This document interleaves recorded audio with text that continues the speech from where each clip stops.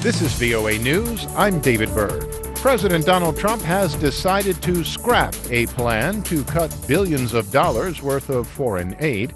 We get the details from AP Washington correspondent Sagar Meghani. Since taking office, the Trump administration's tried each year to slash foreign affairs spending by up to 30%, with lawmakers on both sides rejecting it each time. The president's tried again and now given up on cutting some $4 billion in aid Congress had already approved. A senior administration official says the president was looking to cut what he saw as wasteful spending. Lawmakers disagreed. Sagar Meghani at the White House. A 3-year investigation that began with one victim and a single bank account has resulted in the breakup of a multinational online fraud conspiracy. AP correspondent Tim McGuire reports. Who can forget the famous Nigerian prince scam? Los Angeles-based U.S. Attorney Nick Hanna says things have changed a lot since then, as 80 people are charged with taking part in a multi-million-dollar online fraud scheme that has its roots in Nigeria.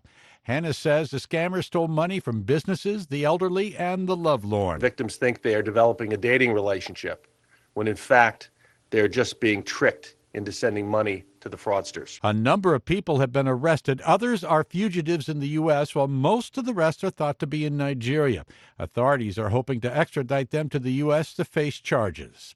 I'm Tim McGuire. A mixed day on Wall Street with the Dow up, but the S&P and the Nasdaq closing in negative territory.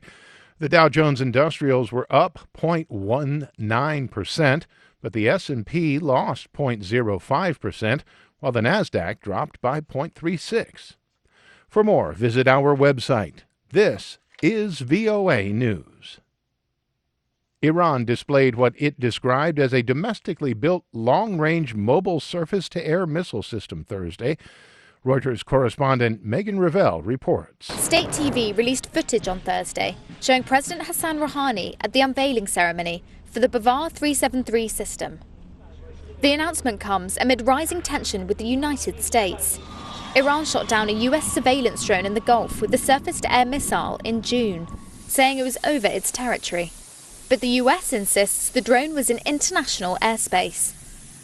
Iran has developed a large domestic arms industry in the face of international sanctions and embargoes. Western analysts say Iran often exaggerates its weapon capabilities, but there are still strong concerns about its long-range ballistic missile program. That's Megan Revell of Reuters. Secretary of State Mike Pompeo assured Canada on Thursday the United States is working to get China to release 2 Canadians it detained last year on espionage charges in cases linked to U.S. charges against the chief financial officer of Huawei. Pompeo said at a news conference that China wants to make the two situations equivalent, but the arrests of the 2 Canadians are not a matter of law, but of retaliation. That's what China wants to talk about. They want to talk about these two as if they're equivalent, as if they're morally similar, which they fundamentally are not.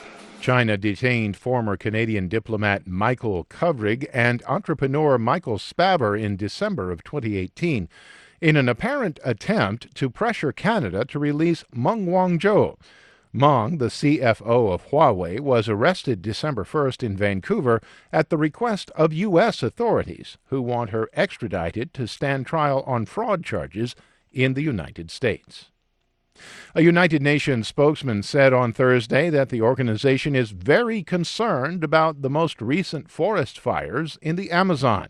Speaking in New York, Stéphane Dujarric said that all forests are essential for the health of the entire world. The international community recognizes this importance of the forest, not only the Amazon, but also the forests in the Congo Basin, in Indonesia. The health being of all these massive, massive forests is critical for the well-being of humanity. His comments came after Brazil's official monitoring agency reported a sharp increase in wildfires this year. Brazil's president suggested some NGOs could be setting the blaze in retaliation for losing state funds, but he did not provide any evidence for that allegation. For more, be sure to log on to our website, voanews.com. I'm David Byrd, VOA News.